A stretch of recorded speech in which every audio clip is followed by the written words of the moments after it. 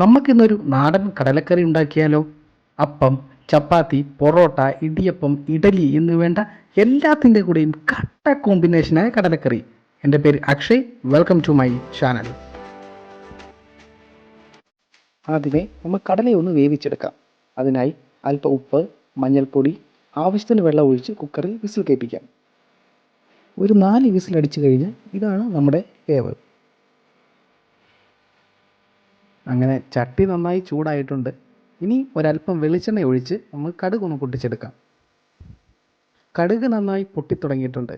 ഇനി ഒരല്പം തേങ്ങാക്കൊത്തും അതുപോലെ തന്നെ ഒരു മീഡിയം സൈസ് സവാള അരിഞ്ഞതും ചേർത്ത് നമുക്ക് നന്നായിട്ടൊന്ന് ഇളക്കി കൊടുക്കാം.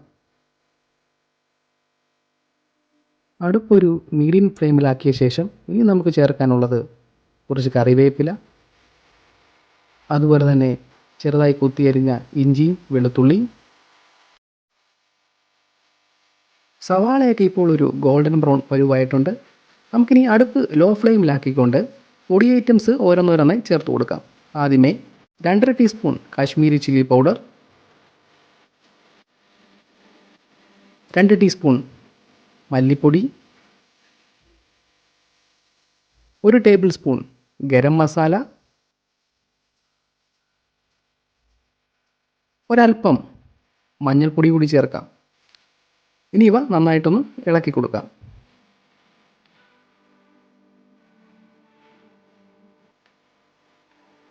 ഇപ്പോൾ ആ മസാലകളുടെയൊക്കെ ആ പച്ചപ്പ് രുചി ഒന്ന് കുറഞ്ഞിട്ടുണ്ട്. ഇനി നമുക്ക് ചേർക്കേണ്ടത് ഒരു തക്കാളിപ്പഴം അരിഞ്ഞത്. ഇതൊന്ന് ചെറുതായിട്ട് നമുക്കൊന്ന് ചൂടാക്കിയെടുക്കാം. തക്കാളിപ്പഴം ഏകദേശം ചൂടായിട്ടുണ്ട്. ഇനി നമുക്ക് 1 കപ്പ് വെള്ളം ഒഴിച്ച് ഒന്ന് തിളയ്ക്കാനായിട്ട് വെക്കാം.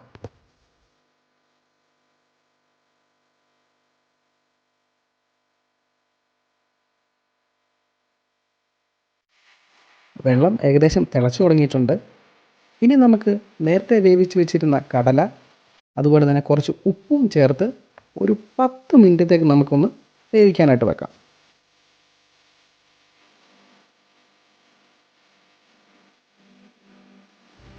ഒരു പച്ചമുളകും കുറച്ച് കറിവേപ്പിലയും ചേർത്ത് നമുക്ക് ഈ തേങ്ങയൊന്ന് അരച്ചെടുക്കാം. അങ്ങനെ അരച്ച തേങ്ങ നമുക്ക് കറിയിൽ ചേർത്ത് ഇളക്കി കൊടുക്കണം. അടുപ്പ് ലോ ഫ്ലെയിമിലാകാൻ പ്രത്യേകം ശ്രദ്ധിക്കണേ.